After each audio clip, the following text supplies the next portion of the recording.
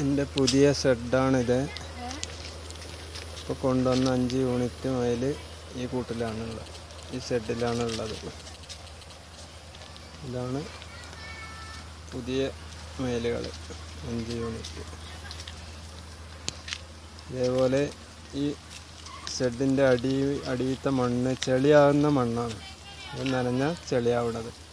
അതുകൊണ്ട് ഞാൻ പുറത്തുനിന്ന് പുതിയ മണ്ണടിച്ചിട്ടതാണിത്. ഈ ചുവന്ന മണ്ണ് നനഞ്ഞാൽ ചളിയാവാതിരിക്കാൻ ഈ ചുവന്ന മണ്ണ് പുറത്തുനിന്ന് അടിച്ച വണ്ടിക്ക് അടിച്ചിട്ട് അറബി വണ്ടിക്ക് കോരി കൊണ്ടിട്ടതാണിത്.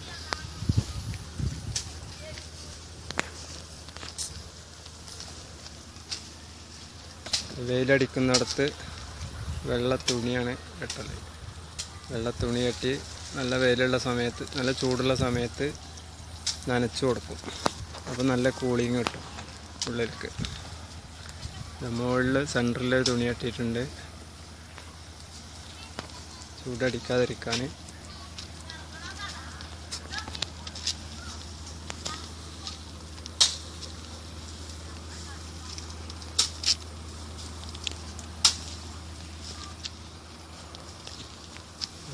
കയറുന്ന ഭാഗത്ത് ചുണ്ണാമ്പിടാനുള്ള സ്ഥലമാണിത്.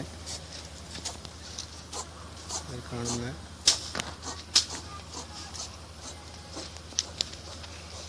അതാണ് എൻ്റെ പുതിയ ഷെഡ്. പഴയ ഷെഡാണ്, നേരത്തെയുള്ള ഷെഡ്. കുട്ടികളും ബാക്കി യൂണിറ്റുകളും ആ ഷെഡിലാണ്. അത് വലിയ ഷെഡാണ്. ഞാനിപ്പോൾ ഉണ്ടാക്കിയത് 5 യൂണിറ്റ് മയിലിനെ മാത്രം വെക്കാനുള്ള സ്ഥലമുള്ളൂ, കൂടുതലില്ല.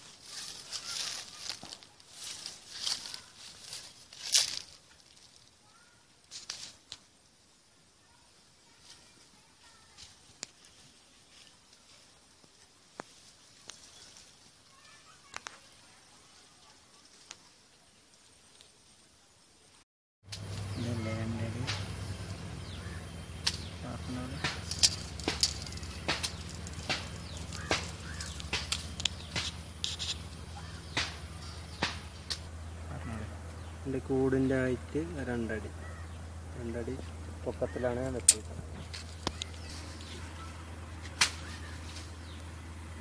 ഇവിടെ എല്ലാം ചെളിയാവുന്ന ഭാഗത്ത് ചുവന്ന മണ്ണിട്ടാണ് ഇതൊക്കെ. ഇതെല്ലാം ചുവന്ന മണ്ണിട്ടതാണ്. അതാണ് എൻ്റെ ആദ്യമുള്ള പഴയ യൂണിറ്റ് മയിലാണിത്. ഈ രണ്ട് കൂടാണ് എൻ്റെ പഴയ യൂണിറ്റ്. അത് പുതിയതാണ്. അപ്പുറത്തെ തലക്കലുള്ളത് കുട്ടികളുടെ കൂടാണ്. എല്ലാം കുട്ടികളുടെ കൂടാണ്. കുട്ടികളുടെ കൂടും രണ്ടടി ഹൈറ്റിലാണ് വെച്ചിരിക്കുന്നത്. കുട്ടികളുടെ കൂട് രണ്ടടി ഹൈറ്റിലാണ് കുട്ടികളുടെ കൂടും വെച്ചിരിക്കുന്നത്. ചൂടടിക്കണമെങ്കിൽ ഓല ഇട്ടിട്ടുണ്ട്. പിന്നെ സൈഡ് പച്ചനെറ്റ് കെട്ടിയിട്ട് അതിൻ്റെ മേലെ വെള്ളത്തുണി കൊണ്ട് കെട്ടിയിട്ട് വെള്ളത്തുണി കൂടി കെട്ടിക്കണം ചൂട് കുറക്കാൻ വേണ്ടിയിട്ട്. പിന്നെ കൊടുക്കുന്ന തീറ്റ കൈത്തീറ്റയാണ്. ഗോതമ്പ് തവിട്. പിന്നെ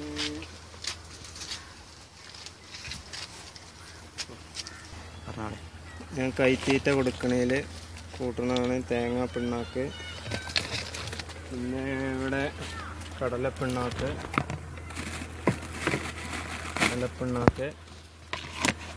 പിന്നെ കൂട്ടുന്നത് അഗ്രിമീൻ തോത്ത്, ഗോതമ്പ് തവിട്. പിന്നെ ഞാൻ കുറച്ച് പല്ലറ്റും കൂട്ടിയിട്ടാണ് കൈത്തീറ്റ കൊടുക്കുന്നത്. പല്ലറ്റ് പിന്നെ സാറിൻ്റെ അവിടെ നിന്ന് കൊണ്ടുവന്ന പല്ലറ്റ് മാത്രമായിട്ട് ഞാൻ കൊടുക്കാറില്ല. കുറേശ്ശായിട്ട് കൈത്തീറ്റ കൂടി കൂട്ടി കുതിർത്തിയിട്ട് പിണ്ണാക്കിൻ്റെ കൂടെ ഇട്ട് കുതിർത്തതിന് ശേഷം അത് കൂടി കൂട്ടിയിട്ടാണ് കൊടുക്കുന്നത്.